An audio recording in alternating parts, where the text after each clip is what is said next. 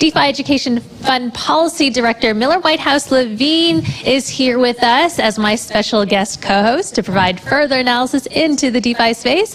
And one of the first presenters is Gennaro D'Urso, founder and chairman of Genetic Networks. They join me now. Hello there, Miller. Gennaro, thank you so much. Good morning. All right, so Gennaro, let's start off with you. So, I mean, you have a really fascinating backstory. You lost your vision as a teenager. You had corneal transplants, and then that inspired you to become a scientist and a founder of Genetic Networks. And now you're on a mission to create a DAO that will improve drug discovery in the pharmaceutical industry. So maybe you could outline the problem here and how a DAO could be the solution. Well, the true motivation for the idea was being in the business for about 7 years. Since I founded the company, I was seeing the limitations that exist in the industry for how we produce drugs. And we're really focused on new drugs, primarily in the industry, and that's a very expensive process, as we all know. And I kind of realized that there's a lot of value in the drugs that actually exist that may be off patent, but they're safe. We know a lot about them. And I really was on a mission to try to find a way to find purposes for those drugs that would already exist. And I think all of that came to a head when the pandemic hit, and we were in desperate need for drugs. And we knew it would take 10 to 15 years to make anything new, truly. And this is where it really began for me. And during that process, somehow I ran into blockchain technology. It's another side story, but so how does a DAO fit in and help all of this? You want to create something called PharmaDAO. Yeah, well, first of all, I'm not actually the one who's going to create PharmaDAO, but I had the vision for PharmaDAO, let's call it that way, and others are now pursuing creating a PharmaDAO, which is decentralized, right? So there's no central authority over the DAO. But the concept is very simple, I think, in principle. The concept is to create a treasury of some type that's governed by a decentralized community, and they can vote on that money and where it goes. But if they want to solve a big problem, like finding a drug during a pandemic, they could do that without the necessary help of the big pharma industry. And that is really where it starts. And it becomes a very simple problem that you need money to make drugs. You may not need billions, you may need millions. But a DAO could actually get that money quite easily through a decentralization process. And then you could vote on using that in ways that would benefit mankind. And that's where the idea started.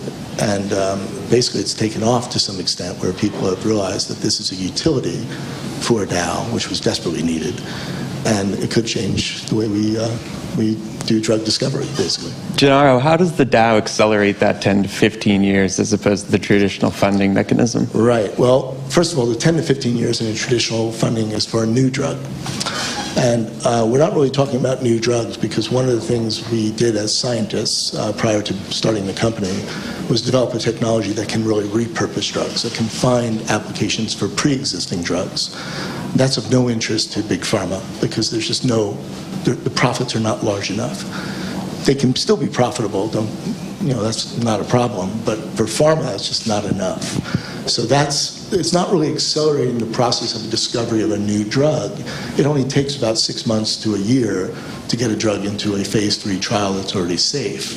And so just like we saw during the pandemic when remdesivir was put through a trial and quickly brought to patients, it happened within 6 months. Well, Gennaro, can you maybe give a real-life example how, in theory, this could work for a DAO? How could make it faster, more efficient, or with the pandemic, for instance, with COVID-19? Well, I have a very good example in that we lived it, actually. We didn't have a DAO, and that was one of the frustrations that I felt.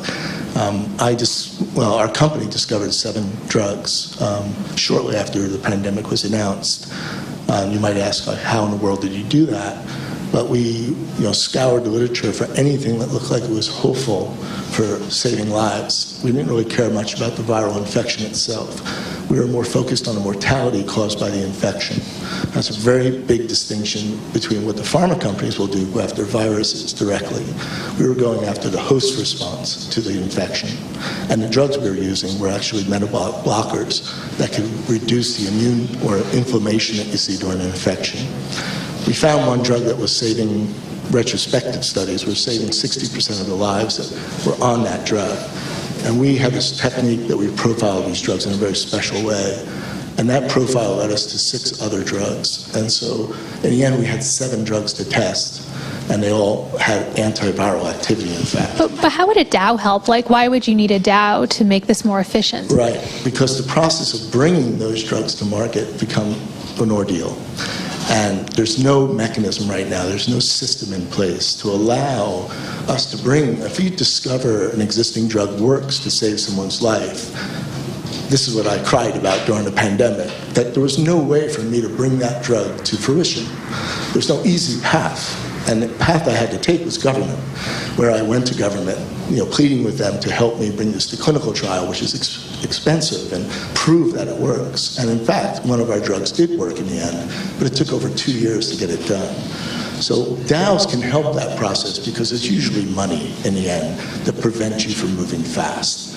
Now, the DAO was created where millions of people were involved, and maybe the risk was now distributed among millions. For $100 or so, every member of that DAO could actually participate in bringing that drug to market. And then if it made money, maybe a royalty could go back to the DAO to sustain it. So I think that's a system that could really work to accelerate and get the things that people really need without relying always on our industry to do it. So it's a way of people leading the charge to get things done. We call it, basically people over profit. Gennaro, what are the main impediments to using DAOs to fund drug discovery in this way? The main impediments, I think, largely are actually getting people to realize what we're trying to do here. I don't see it as a complicated matter because we're not saying we're creating a pharma company and a DAO. It's very important to realize we're not merging a drug discovery platform with a DAO and becoming one. That would be crazy because you need people to run a company successfully. So I like to call it, and I'll be talking about this today, a verge, where you're actually on the edge of the DAO. You're not quite integrated with the DAO, but you're basically contracting with the DAO. So it's a simple customer relationship. So you're building a DAO which has a treasury under the control of the people that own it. So every member in that DAO has a vote for how that money is used. And then you can contract whoever you want. You can contract a discovery company, a clinical trial company, a manufacturing company to get those drugs done. And those companies can set up a deal that they could give some of the proceeds back to the DAO when they make some money. And how would this operate with regulators like the FDA and such? I imagine, It's always the same because the company is the one in control of the drug. So I'm a biotech company. I have to go to the FDA. I have to do a clinical trial. I have to get FDA approval for the repurposed medication. None of that has changed.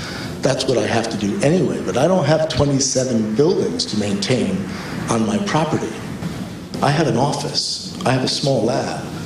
That's a very efficient system for producing a discovery around repurposed drugs. So that's where it really becomes interesting. You start to think about the amount of money that Big Pharma spends on just the maintenance of their equipment and maintenance of their buildings and the people that are in them. You're saying this could eliminate that you don't with need blockchain it technology? For this particular aspect. And that's where people have to come in because the pharma companies have no interest in that at all. There's no incentive for looking at repurposed drugs. But I'm sure the world's citizens would care if a drug on the shelf like aspirin could help relieve an ailment. And we know it's safe. So who wouldn't take aspirin in a clinical trial to see if it works for a disease if we had evidence that it did? So that's where repurpose, and actually aspirin is a very good example of a repurposed drug. It's used for heart conditions. Nobody expected it. So that's what we're talking about here. And we have that system in place now with genetic networks to actually get those results so we can find those discoveries and then hopefully bring them forward. And we're basically saying a DAO could be a customer and we'll give you a royalty back. And that's it. It's a simple customer relationship. So I don't see any real impediments other than people being, recognizing this type of model as a new paradigm and then joining the DAO and having the treasury and voting on where the money goes. And if I don't do a good job, don't give me any money. It's a customer relationship. If I do a great job, you'll give me more. So I have an incentive as well. So I think it's going to work. That's my feeling. Do you eventually see Big Pharma, would they ever accept this or, work with a DAO? Could those industries merge with the... Well, we've already seen Pfizer give some money to a small DAO, which is kind of a funny thing. But no, I think they're just different models. If you think about Big Pharma, their model is a great model. It works for them. Pharma's not broken. We're broken. Pharma's done the best it's ever done during the pandemic. I mean, Pfizer's brought in billions of dollars of profit. So their model is very simple. We look for new drugs to buy from biotechs that spend hundreds of millions of dollars. If they find one that works, they bring it to market and they make billions. So that's a different model. The model I'm proposing is one where it's relying on other drugs, simpler drugs, nature's drugs perhaps, natural products, whatever we can find that will work. We have time for one last question. Miller, you want to jump in there? When you tell your colleagues in traditional pharmaceuticals about your vision, how do they react? It's a great question. Most of them say, what is a DAO? That's kind of fun. And the second one is, they're actually excited by it, because I think people don't understand that the people that work in pharma are good people. I mean, they're not bad people. They're just people that came out of science or whatever. And they care about saving lives. They really do. But they have a model that they believe in for the economic benefit. The shareholders come first. They love the idea. They think it's innovative and novel.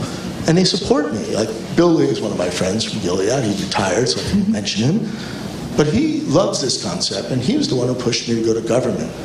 But in the end, government is slow, as I'm sure my friend Miller knows. And that's when a Bitcoin miner I met, who was an old friend, who made a lot of money with Bitcoin, which is good for him, said, why are you wasting your time with government, which is sort of a joke? Go to a DAO, build a DAO. And that's when I realized what a DAO was.